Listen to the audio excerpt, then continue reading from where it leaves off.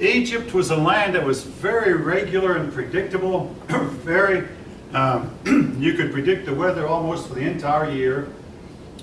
Sun will come up at a certain time, the sun will set at a certain time, and the sky will be clear.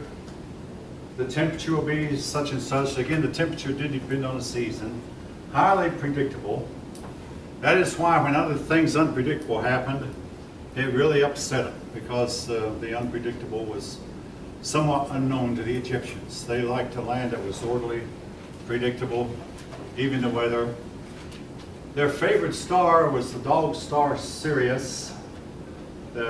Now, that one time Sirius was called the Great Red Star, but I did some research on it, and some people in the ancient world called it red, and some didn't. Fact is, we don't know what color it was to the ancients. A lot of astronomers say it's impossible for a star to go from red to another color during a 4,000-year period. Others will say that it is. The fact is, we don't know. Here's why the Sirius is so important. When they could see Sirius, it was time to plant. Because if you know anything about how the sun goes around the earth, for much of the night sky, Sirius would be invisible. But then when spring rolled around, the star Sirius would become visible, and that way they knew it was time to plant the crops. And that when the certain stars were in a certain position in the sky, it was time to harvest. They had planted and harvested according to the stars, of which they were experts at. And you might wonder, what if the stars are hidden by clouds? That almost never happened. They could navigate also by stars. And of course, when they started navigating out in the sea, they ran into clouds. All right.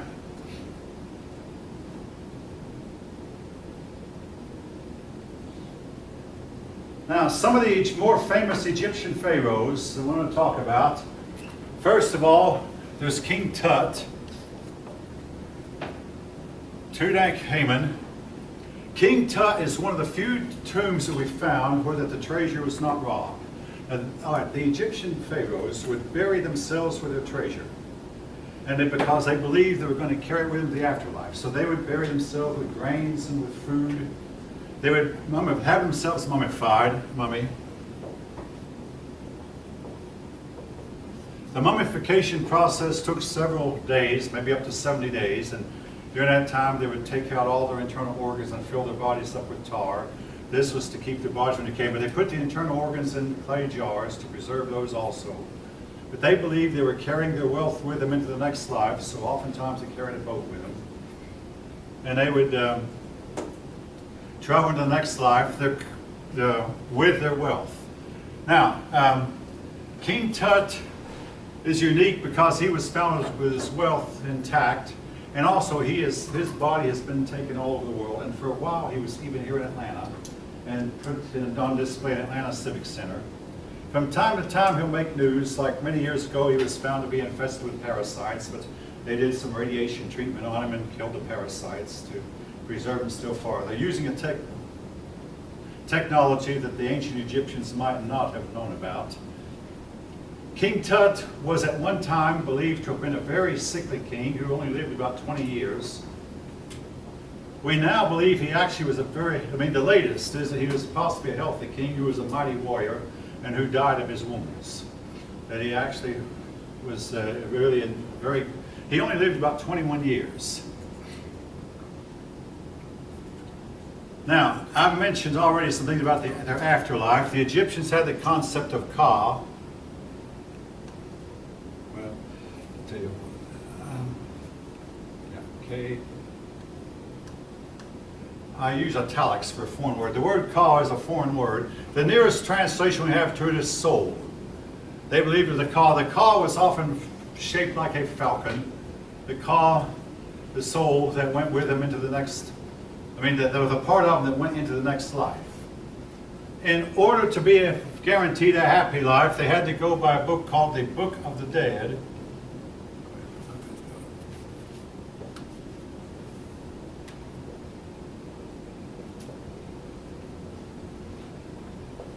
Book of the Dead. The Book of the Dead contained 10 things that they had to be able to tell the gods they did not do. They had to stand before the gods and say 10 things they did not do. And if they could truthfully say these things, they were guaranteed a happy life. And one of them was, I never moved my neighbor's landmark. Well, why was this important? Because after the Nile would flood, the heavy, heavy stones that separated your land from your neighbor's would still be in place. But every once in a while, it's known that some of them would just ease those stones over a few feet in their favor. And this was called moving a neighbor's landmark. Well, a person to have a happy afterlife would have to be able to say, I never moved my neighbor's landmark. I never stole. I am no adulterer. No lie ever passed through my lips. And, oh, I'll be frank with you, none of us can say that. Nevertheless, they would pretend that they had lived a life, just completely above any form of sin. And if they could say all 10 of these, they were guaranteed a happy afterlife. The Egyptian Book of the Dead. Now, in addition to King Tut, there was one female queen, Queen Hatshepsut. Now, here's the phenomenon we're going to find throughout a lot of history. How could a woman become queen? Here's the way it would happen, folk. And it's happened in China, it happened in Egypt, it happened in many countries, perhaps illegally.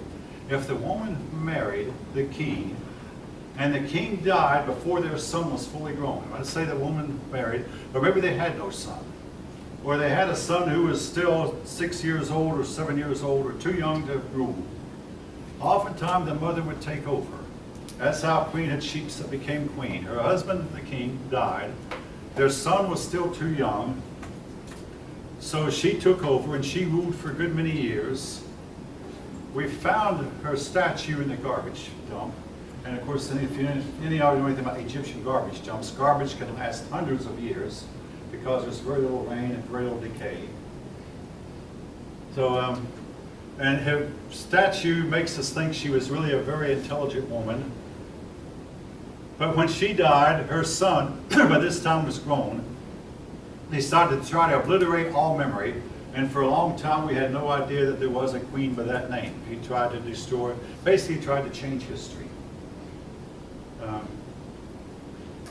We have people today who are trying to do that in our own country, to change history a little bit. Folk, eventually it would come out. You don't change history.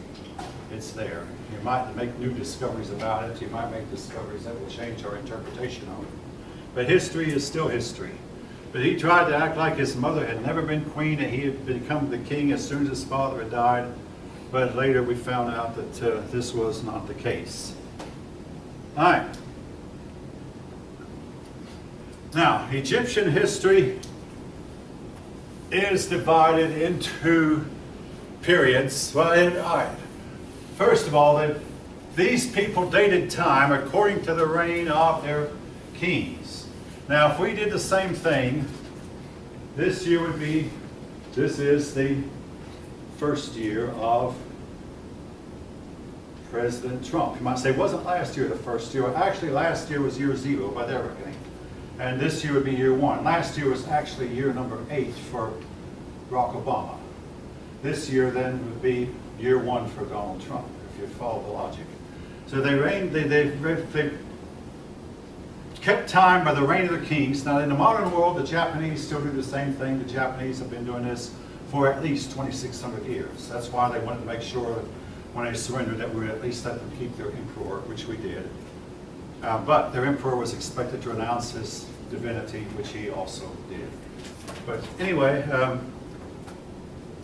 they also kept time according to dynasties. First dynasty, second dynasty, third dynasty, fourth dynasty.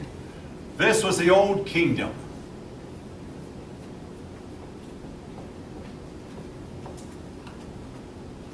Then comes the first intermediate period.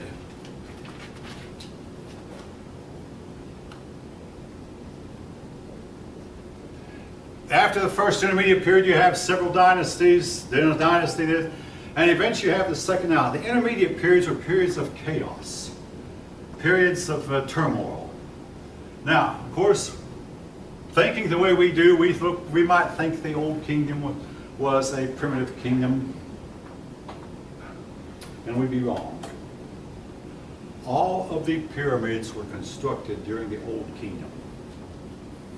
The ancients believed that the farther back in time you go, the higher the level of technological achievement, the higher the level of culture.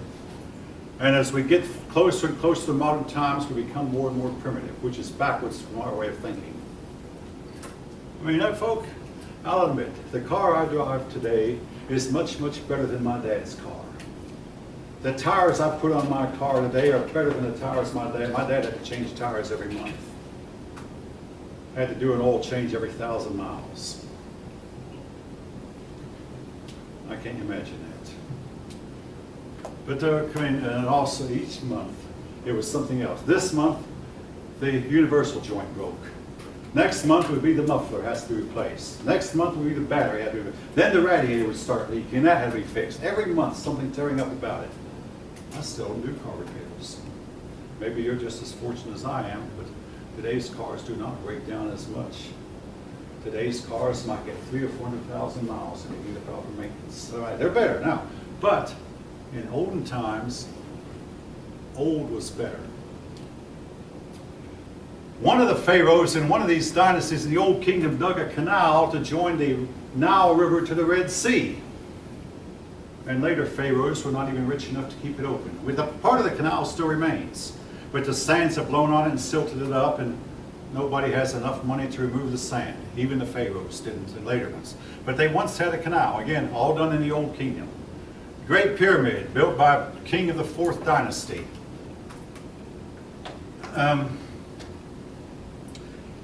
Then came the First Intermediate Period.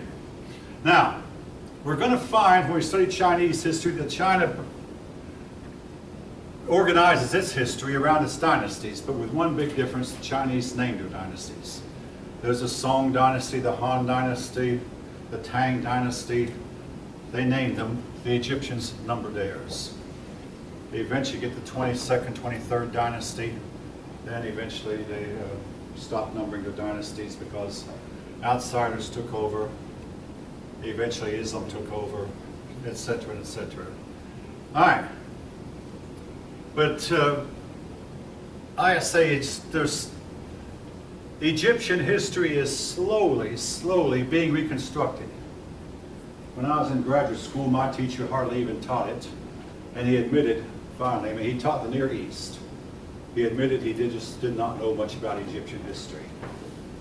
It turns out what we have learned in the last 40 years about Egyptian history, I mean, is a lot. We've probably learned more about Egyptian history than we've learned about the history of anyone else, because we have dug up records and been able to decipher them. The Egyptian writing was called hieroglyphics.